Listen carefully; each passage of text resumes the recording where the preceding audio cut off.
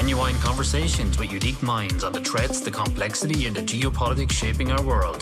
This is the Entropy Podcast with Francis Gorman.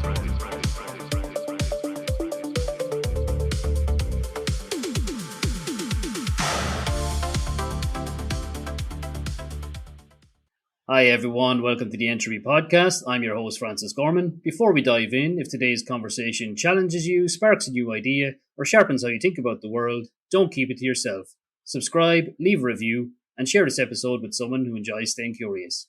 Today I'm joined by Lucy Batley, an AI strategist, speaker, and founder of Traction Industries, recognised at the House of Lords as number 8 in the UK's top 100 digital leaders in AI in 2025. With over 30 years in the digital sector, Lucy began her career at the very beginning of mainstream internet adoption, designing award-winning digital platforms and experiences for renowned bands and artists, including Audi, Barclays, Fila Sport, the Manic Street Preachers, and David Bowie. Today, Lucy helps organisations across transport, finance, healthcare, and the public sector adopt AI strategically with strong governance, cultural confidence, and measurable business value. Lucy is also the co-founder of Mother, a new venture focused on secure, quantum-resilient AI infrastructure, working at the intersection of AI, cybersecurity, data architecture, and governance. Lucy, it's lovely to have you here with me today. It's an absolute honour to be here. Thank you for inviting me. Lucy, before we get kicked in, you've obviously had quite a colourful career from almost the inception of the internet through to the adoption of AI. Can you give me a little sprinkle of your past experiences and what kind of formed your journey to where you are today? So yes, I've been trying to promote myself for the last 3 years as the Queen of AI, the go-to person in the northeast of England for artificial intelligence. But given my age, I'm probably more attuned to being the granny of tech. So yeah, I've got a 30 plus year career. Started literally when the internet started taking shape, which is great. I'm not a techie by trade, I'm a designer. But our pitch is that we use design thinking methodologies to write AI strategies. So I use my creative brain and problem solving techniques to help organizations find their challenges. And basically what we do is we go into organizations, and I always say, forget about the technology. You can pretty much do anything you want these days, given the right budget. What human problems are you trying to solve? What business challenges have you got? And how do you align those two things together? So yes, I've worked for a long time in tech. I love it. I'm absolutely fascinated by AI. And now I'm all about quantum, which is really interesting. I'm sure we'll touch on that. We'll absolutely touch on the quantum piece. You know, I'm so happy that there's a company out there that has put quantum secure infrastructure and AI in the same sentence. That makes me happy. So well done on that part, Lucy. And we'll touch on that a bit later on in the conversation and kind of figure out how you got there. There's a couple of things I want to talk about. Everyone's talking about AI as kind of the magic black box, but very few industries are really gaining the value out of it at the moment. And this is where someone like you comes into play. I see a lot of money being spent on consultancy without a lot of return on value. What's different with how you approach the problem and how you kind of understand? You kind of touched on the value proposition there when you were going through your career today. Can you bring that to life for me? And maybe even if you have some examples of return on investment versus just investing in AI without the return. I was just talking about this earlier, actually. I get frustrated when people say that artificial intelligence is the new internet. I think it's way above and beyond that. And the thing that I say is that it's a technology so profound that everything else is going to have to be redesigned around it. And I think organizations, particularly at C-suite, are not kind of grasping that at the moment. And they're either scared about it. My stance is that they recognise that it's really, really powerful. They recognise that it's really important. It's obviously loads of noise about it at the moment.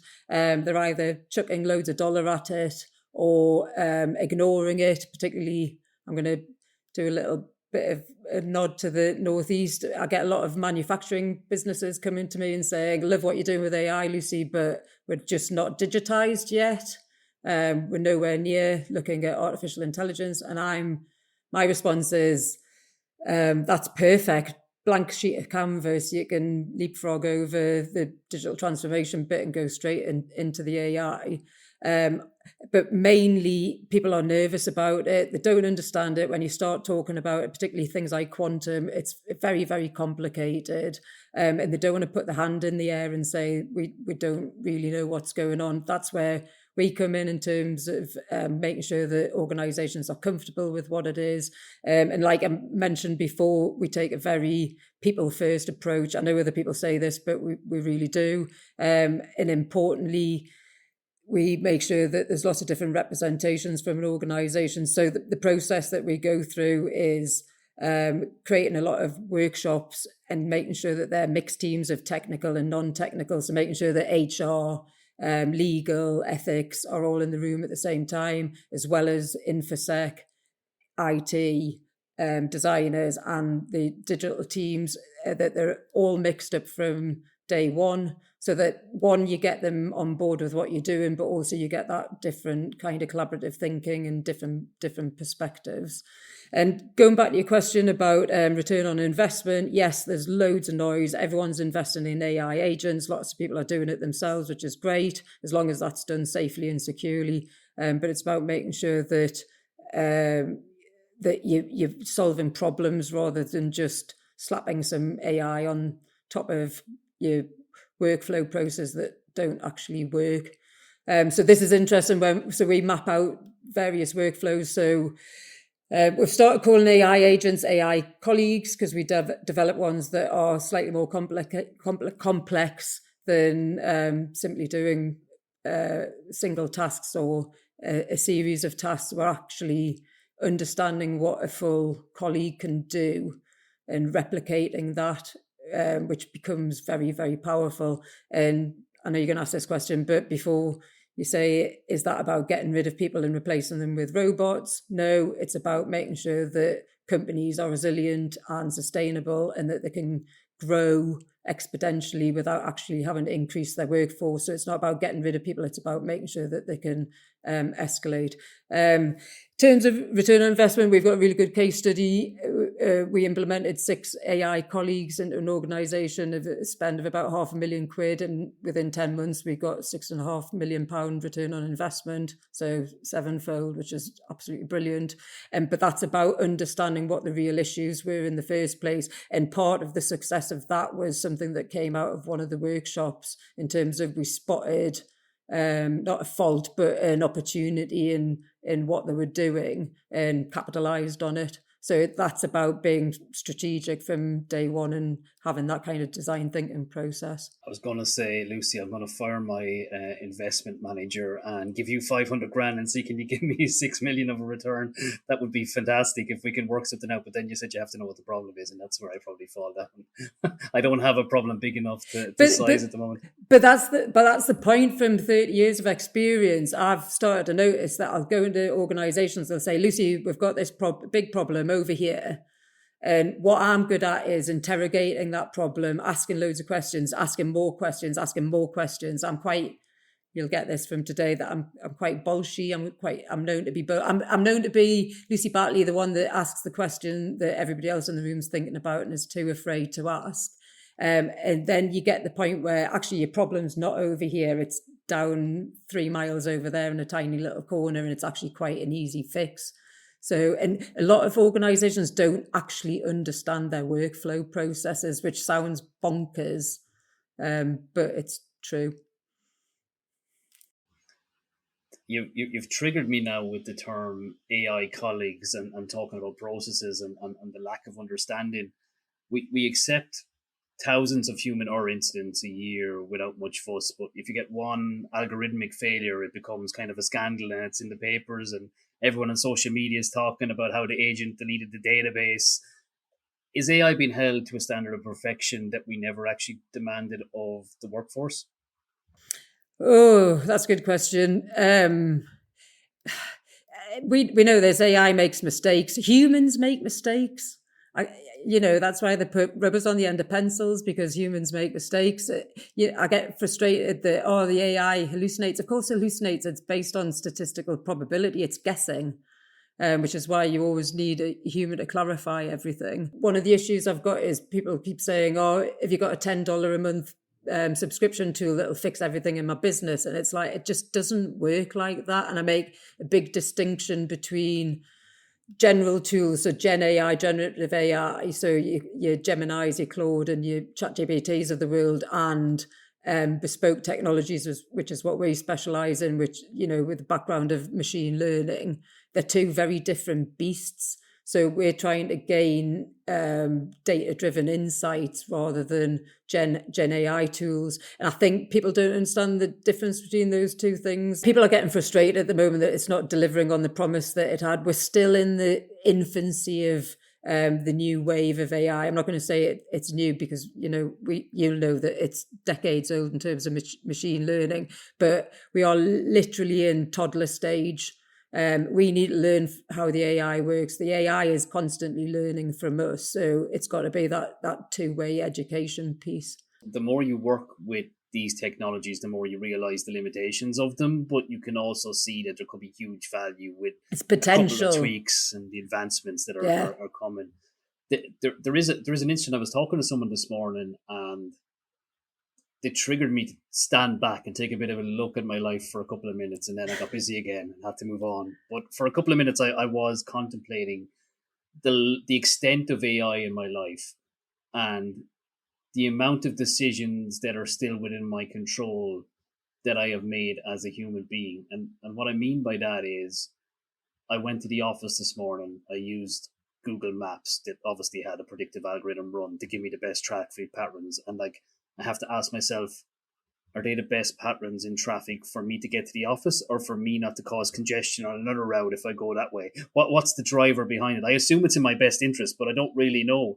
And it kind of brought me back to talking about or thinking about decisions, the decisions I make and how many of them are within my control or how many of them seem within my control but are actually being articulated by something else in the background. Do you know what? That's brilliant. You've touched on quite an important point as well, that most AI conversations, go back to what you've just said as well about, is it the end all and be all in terms of the magic wand? Most AI conversations at the moment are obsessed with intelligence in terms of superintelligence and the struggle for AGI, artificial general intelligence, when the robots start thinking for themselves. The real issue is dependency. In terms of, and the example I can give on a micro scale is, you know what it's like when your phone dies or you've lost your phone or it's been stolen and you can't function and you think that a limb's missing. I was similarly yesterday, I was walking my daughter to the swimming pool for a lesson. And I was just thinking, do you know what, if ChatGPT, which is what I use personally every day, if that died, I just don't know how I would function. In terms of, I have become completely dependent on it. Societies rarely collapse because a technology becomes clever. The societies collapse because they become vulnerable because we forget how dependent we are upon the technology. And as I said before, we are still in sort of infancy of the capability and there's loads of exciting things that are going to happen. It'll eventually become a general technology. And by that, I mean an everyday technology that you can't live without. So for example, a calculator. If I asked you to do a huge mathematical problem now and you didn't use a calculator, I would think that you were absolutely bonkers. And I've witnessed this certainly within the last 12 months. Everybody last year the first year it came out, everyone was clueless and were, oh my God, what is this? Last year, everyone was starting to go, okay, this is interesting, what we're going to do about it. And now everyone's embraced it with gusto. And within a couple of years, it'll be mainstream in terms of just another tool that you use. And I can see this with my 13-year-old daughter. She's completely unfazed by it. And a couple of years ago when I was experimenting, I would show her, I don't know, pictures of a woman with a mermaid fishtail and go, ooh, isn't this exciting? And she'd just look at it and go, yeah, whatever. And I suddenly realized that they've grown up in the TikTok generation, and it's just second nature to them. And interestingly, she questions everything. So by default, she thinks everything is false or fake until proven wrong, which I think is actually quite a good stance to take with it. But interesting question about it becoming about humans becoming dependent on it is. And a more interesting question about are the robots going to take over from us? It's about kind of that human control bit and human hubris and pride in what we're trying to do. And I think that's reflected in a lot of the sci-fi films in terms of, for example, Terminator. I've just done some posts about Terminator and are the robots going to kill us? And it's the two questions I always get asked when I'm doing talks are, is it going to take our job? And are the Terminator robots going to come and kill us? And I think people miss the point about it's not about the technology. It's about how we adopt it as a society.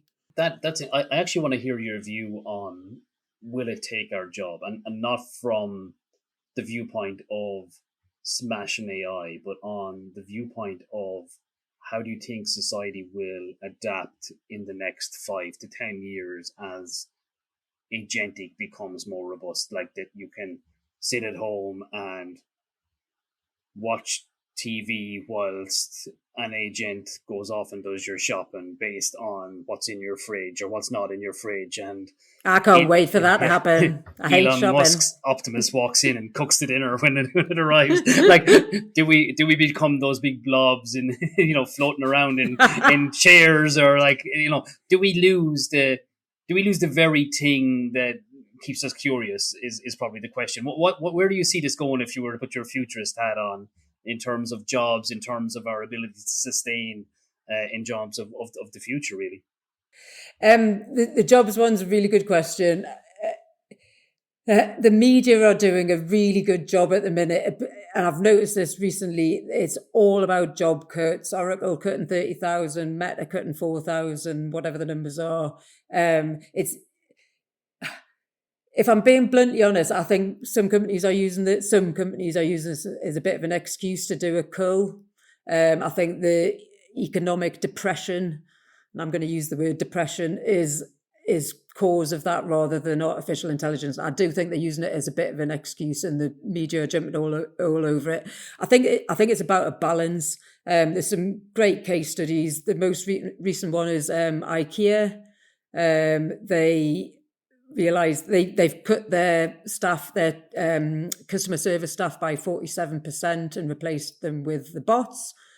Okay, fair enough. A lot of people are doing that, but they looked at what were the reasons that they needed to have a human for the other 53%. And they invested heavily in training 8,500 staff, and they've now got personalised shoppers and interior designers that are doing that human element. I haven't got a mystic ball. I don't know what's going to happen, but I hope that it's going to elevate us as a human level, and we'll get rid of the mundane tasks, and it'll allow us to do the more interesting jobs. And I always reflect back to a brilliant article I read a few years ago about a journalist interviewed his grandma, who was right at the beginning of IBM, introducing computers in the late 60s, early 70s. She was a PA, and she said that it made the jobs more exciting, in terms of she was just typing out letters for her boss, and suddenly they went from being secretaries to office administrators, and they got access to whole departments, and they got an opportunity to do something more interesting.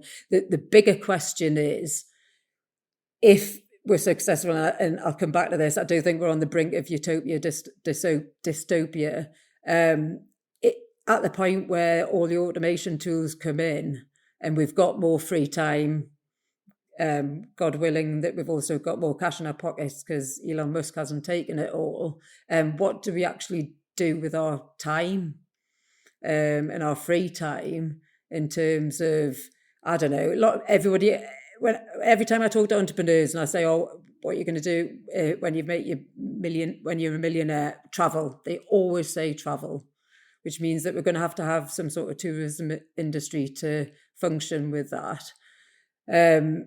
But I don't know, some people become gym bunnies, some people become alcoholics. If you haven't got a clear purpose about what you're doing with your life, you're then kind of a bit lost, which goes back to kind of what are we trying to achieve with AI in terms of that bigger picture thing.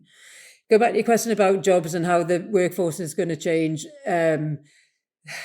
It's going to change. It's about, we say it's not about jobs going, it's about roles changing. And I think roles will go and new roles will come in. The example I always give is that cybersecurity didn't exist 20 years ago, and it's now a multi-billion-dollar industry. There'll be new jobs coming up. There'll be new types of security. It'll just change. And that's the problem, particularly from a leadership point of view. It's about change management and change mindset. People don't like change. And what we need to be educating en masse is getting people used to that and getting people to think more strategically and thinking about being agile and being fluid and being able to adapt. We are animals, we can adapt. I think that's a really, really, really important point for leadership. But also with the jobs thing, another one I keep talking about is there's a shortage of radiologists now because they've improved the speed of scanning, particularly like breast cancer scans, and they can't get enough radiologists to be the human to check it. So that's a great example of, I think we're going to need more people working. Somebody was talking about this the other day. I don't want to say older gentleman because it's ageist, but he said, look, I was here when computers first came in, and we went through the same thing where everybody thought we were all going to be living in cardboard boxes in a Blade Runner type dystopia. And it actually created more jobs because there was more to do. It's about managing that, which again loops back to the kind of leadership piece. We won't use this the soundbite of you'll become an alcoholic or a gym bunny or you just go traveling the world. We'll come up with something a bit better than that one. But, there's your three options, guys. But, I know which one I'm going to choose. I think I'm there already. It's not the gym bunny. But it really is fascinating, and I think I've a couple of people coming up on the show talking about reinvention and skills for the AI future and all, and I think a lot of it is to do with identity, and people are just actually going to have to, they don't have to become the phoenix. The phoenix has to burn down before it becomes the bird. Correct. It's a bit of that. The flip side of that, though, is we were in one of our workshops, a guy brilliantly said, but Lucy, when the automation tools come in, I don't want to be thinking creatively and strategically for 7 or 8 hours a day because my brain will explode. I want some mundane tasks to do to give myself a break. So it's that balance piece, isn't it? It is. It's finding that balance and that reinvention and that purpose. But look, it's a whole other episode. Lucy, I'm interested to know, when you come into organizations, how many organizations want AI but they're not actually ready for it, either culturally or that they're just not where they need to be. How often do you find that? 90%, 95%. That goes back to the kind of rabbit in the headlights piece of they know that it's really important because it's huge, it's buzzword. They know they need to get on with it, but just kind of they don't know where to start. And there's 75,000 AI tools and plugins and products. It's a minefield, and they just don't know where to begin. But my mantra is start at the beginning. And look for where the gaps are in your organization. What else makes a good strategy or an approach to this new adoption of technology from your perspective? What does a good AI strategy look like, or is an AI strategy even needed? There's no one size fits all. Every organization I've worked with is bespoke. Even for example, we've done big projects with architects. I thought we could rinse and repeat what we'd done with another architect. So I started touting around and realized really quickly that even though they're doing similar types of work, they've got completely different processes and workflows.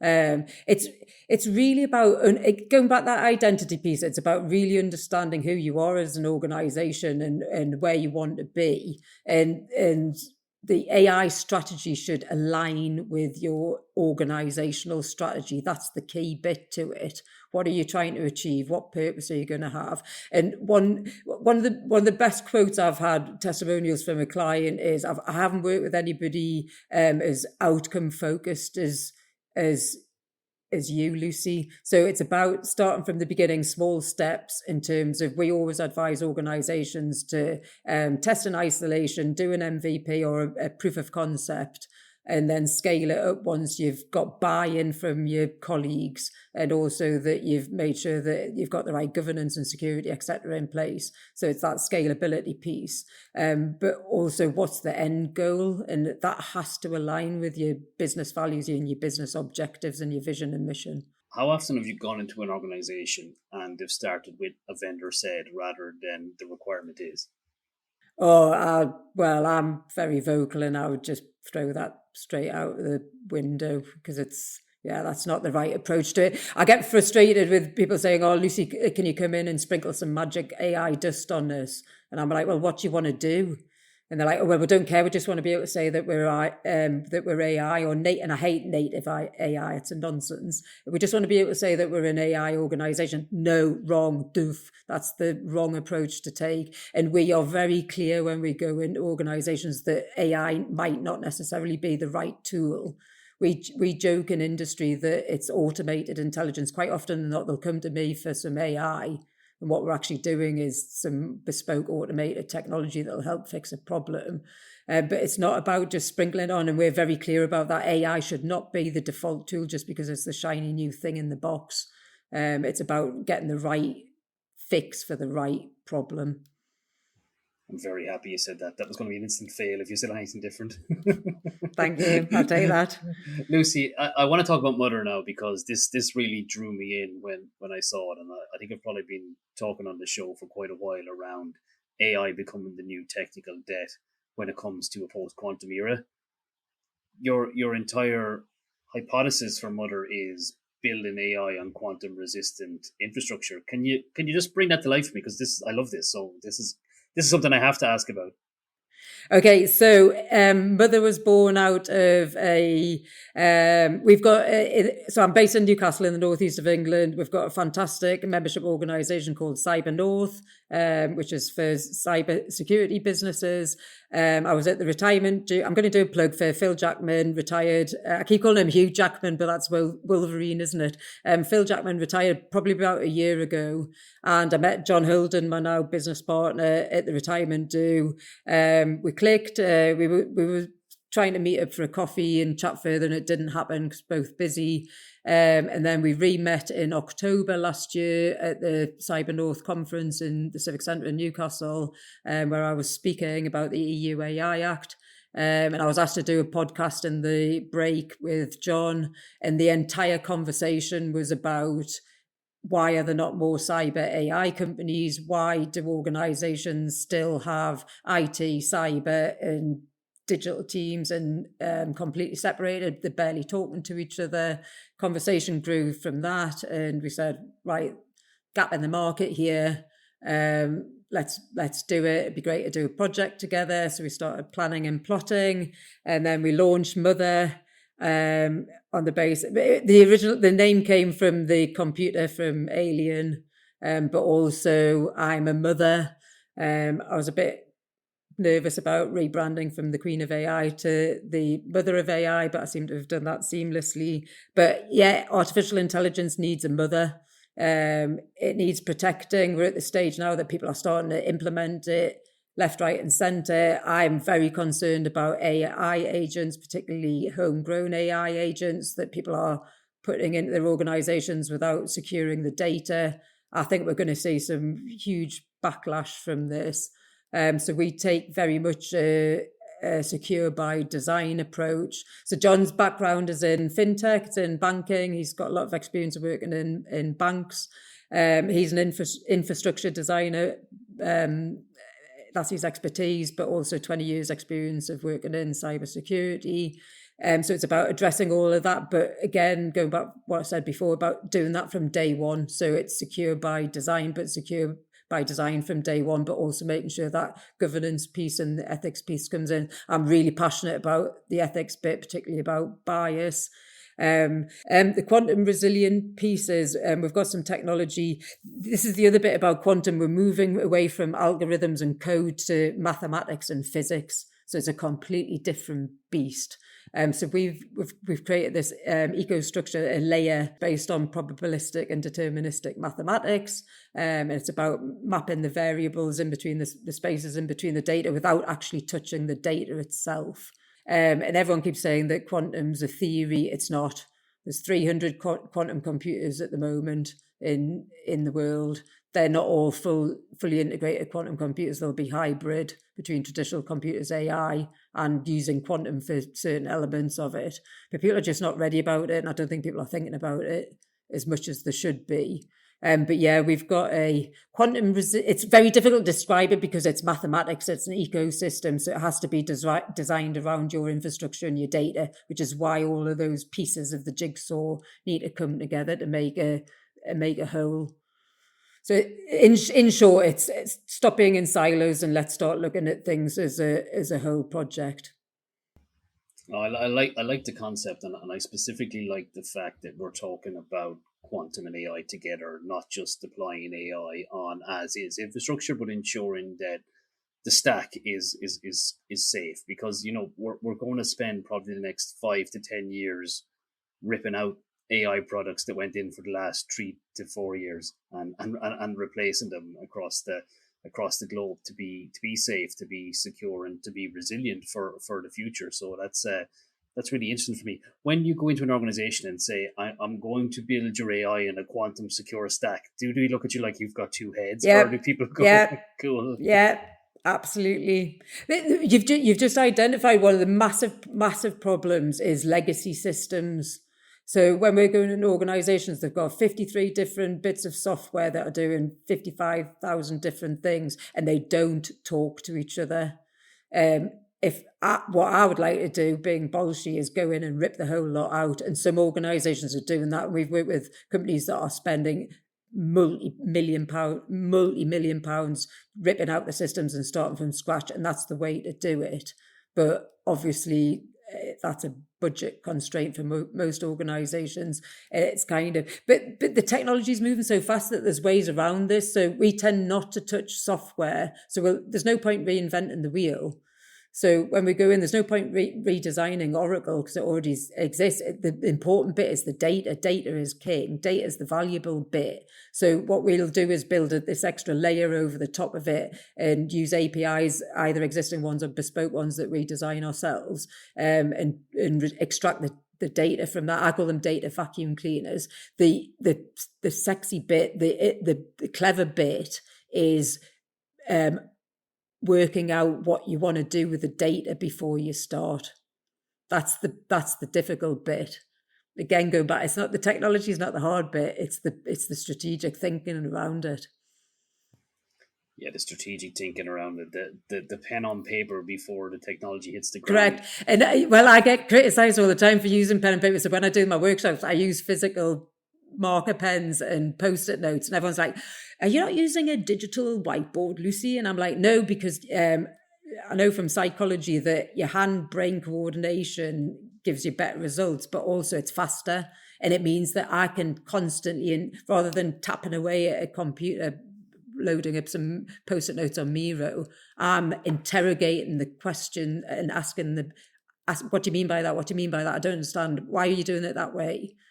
I've just recently, I won't name names, but I've just recently been in with a very, very big public sector client with a department, and I came out and the head of the department said, that was amazing. We've sat down a few times as a division and looked at our work processes, but the fact that you were like a Rottweiler and you kept saying, I don't understand why you're doing it that way, you've identified some physical manual flaws in the process, and a lot of it was communication and just two different people not talking to each other. Yeah, no, I'm all pen and paper. If you could see a video of what's around my laptops and my screens and my rooms, I look like a sticky note mad scientist thing going on. I'd be locked up for the digital age as I hold a pen.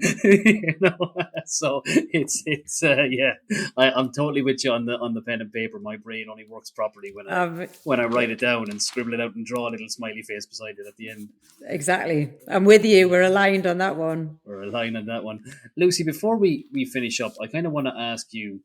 You've been in this space now, specifically the AI space, for a couple of years, and you've worked with large government clients and other sectors.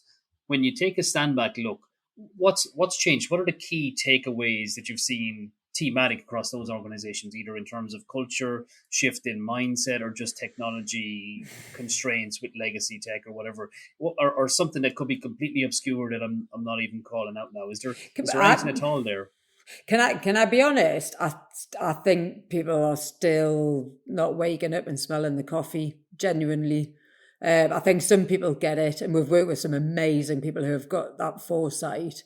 But I think a lot of organisations are still got that head in the sand piece. It's a difficult one. I don't know what the answer is. That no genuine patterns. Like I say, every organisation's different. The key thing for me is, and this is not just over the last few years, it's from my experience, is good leader, good organisation, bad leadership, absolute chaos. What makes a good leader in this sense? Well, one thing that I'm pushing a lot is that collaborative thinking piece. For me, leading is leading by example. It's that not being a dictator. It's about listening and understanding what your organisation wants. Because you know this, the dictator that comes in and goes, right, we're doing it like this. We're having an AI tool, and I hear this a lot. So probably the reverse of what you've just said. I hear the negative side of we've been told to use AI tools, and we haven't been told how to use them. We haven't been told what to use them for. We've just been told that we have to use them. So a good leader is one that leads by example and gets everybody on board and brings the whole team with them. At this point, I want to say something that I've really, really pushed is this collaborative thinking piece. I think it's really, really important to get different perspectives around the table. And I want to see more think tanks. I'm convinced that everything's going to be more project-based. And I need to see people communicating more. And we're going to have to get much better at being human. We're going to have to get much better at thinking. And thinking as humans. So, and I often say, think about what AI can't do. It hasn't got experience, which is a problem in terms of jobs and roles. Is kind of how do you get a graduate to understand how to be a manager without having the experience of being a manager and bypassing it? And how do you train a brain? Do you want to be? There's a meme going around of a monkey lying on its deathbed because ChatGPT's operated on it. Because a surgeon who's learned neurosurgery from ChatGPT rather than having that experience. So this is why I think it's not going to take over everything, because you have to have that human experience. And also it hasn't got conscience, and I don't believe it will ever have conscience, but I think quantum might be the magic bullet that finds that. And I can say without a shadow of a doubt, AI hasn't got emotion. So if you think we need to start thinking about what makes us human, and then we can use the tools to our maximum benefit. Lucy, thanks very much for going on. There's a lot to digest there, and we'll have to replay that and see what the key points are. But it was really insightful, and I appreciate you taking the time to talk to me today. Thank you very much. It's been great crack. Is that right? Did I pronounce that right? Crack. Great crack. Yeah, great crack. Brilliant. Thank you very much. It's been an absolute pleasure. Thank you. Have a great evening.